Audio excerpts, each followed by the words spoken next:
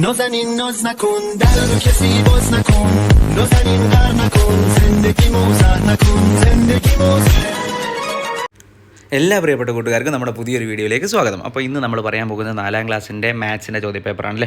മലയാളം ചോദ്യപേപ്പറാണ് കേട്ടോ. മലയാളം ചോദ്യപേപ്പറാണെങ്കിലും നമുക്ക് എന്ത് ചെയ്യാം, ഇംഗ്ലീഷ് മീഡിയം കുട്ടികൾക്ക് ക്രിയകൾ തന്നെയായിരിക്കുമല്ലോ അല്ലേ. അതൊന്ന് നോക്കാം.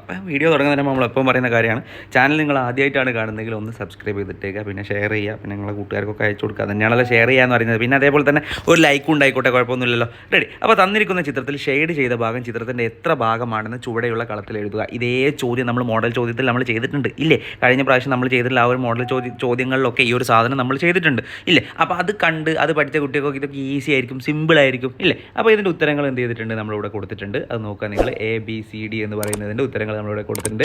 അത് കഴിഞ്ഞ് ചതുരത്തിൻ്റെ ആ ഒരു ഭാഗം അല്ലേ, 4ൽ ഒരു ഭാഗം നിറം നൽകാൻ വേണ്ടി പറയുകയാണ്. അപ്പോൾ നമുക്ക് എന്ത് ചെയ്യുക, ആ ചതുരത്തിൻ്റെ 4 ഭാഗമായിട്ട് അതിലൊരു ഭാഗം എന്ത് ചെയ്യുക, നമ്മൾ നിറം നൽകി കൊടുക്കുകയാണ് അല്ലേ. അത് കഴിഞ്ഞിട്ട് പ്രവർത്തനം 2 ഗണിതോത്സവമാണ് അല്ലേ. സ്കൂൾ തല ഗണിതോത്സവം നടത്തുന്നതിനായി രജനി ടീച്ചർ ക്രയോൺസും 3 ജിക്സോ ബോക്സുകളും വാങ്ങി. ക്രയോൺസിന് 846 രൂപയും 3 ജിക്സോ ബോക്സുകൾക്ക് കൂടി 855 രൂപയും നൽകി അല്ലേ. 9 പെട്ടി ക്രയോൺസുകളാണ് വാങ്ങിയത്. ഒരു പെട്ടി ക്രയോൺസിൻ്റെ വില എത്ര എന്നാണ്. 9 പെട്ടി ക്രയോൺസുകളാണ് വാങ്ങിയത്.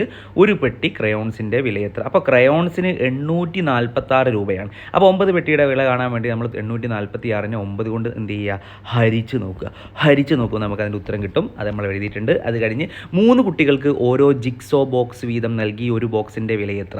അപ്പോൾ നമ്മൾ നോക്കൂ, 3 കുട്ടികൾക്ക് ഓരോ ജിക്സോ ബോക്സ് വീതം നൽകി. അപ്പോൾ ഒരു ബോക്സിൻ്റെ വില എന്ന് പറയുമ്പോൾ അതിനെയും എന്ത് ചെയ്യുക, നമ്മൾ 855 മുകളിലുണ്ട്, അതിൽ നിന്ന് എന്ത് ചെയ്യുക, 1നെ ഹരിച്ചു നോക്കുക. 255 നമുക്ക് ഉത്തരം കിട്ടും.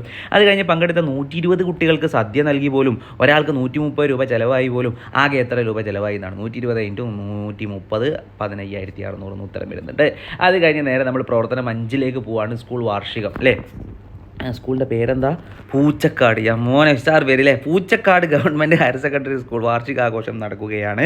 വിവിധ മേഖലകളിൽ മികവ് പുലർത്തിയ വിദ്യാർത്ഥികളെ അനുമോദിച്ചു. പൂച്ചകളെ അല്ല കേട്ടോ, വിദ്യാർത്ഥികളെ മാറിപ്പോയതാണ്, ശ്രദ്ധിക്കണം. സ്കൂൾ വാർഷികം. അപ്പോൾ അങ്ങനെ എന്താണ് വാർഷികവുമായി ബന്ധപ്പെട്ടിട്ട് മികവില്ല. നമ്മൾ ചോദ്യം നോക്കല്ലേ. 100 രൂപ വീതം വിലയുള്ള 50 മൊമെൻറ്റോകളാണ് നൽകിയത്. മൊമെൻറ്റോകൾക്ക് ആകെ ചിലവായ തുക എത്ര.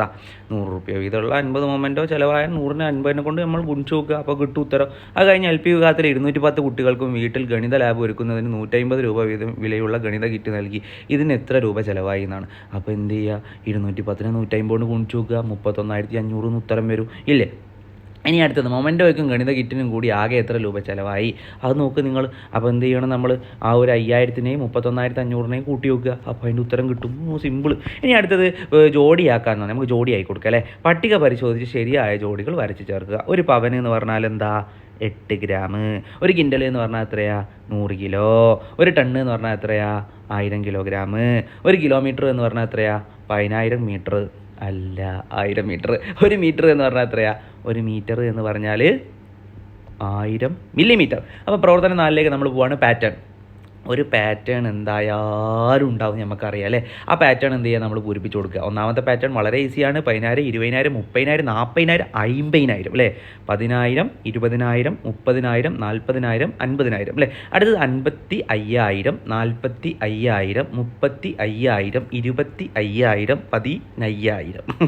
ഈസി അല്ലേ. ഇനി അടുത്ത് നോക്ക്. 29,841, 29,842, 29,843 അങ്ങനെ പോകുന്നുണ്ട്. ഇനി അടുത്ത് നോക്ക്. 43,700, 45,300 അല്ലേ, 47,400 അതങ്ങനെ അങ്ങനെ പോകുന്നുണ്ട്.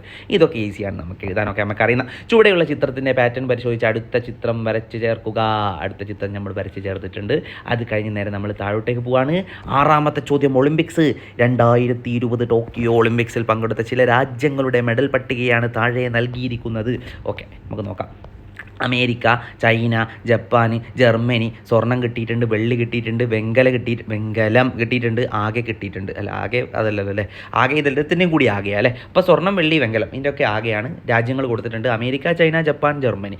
ഏറ്റവും കൂടുതൽ മെഡൽ നേടിയ രാജ്യമേത്.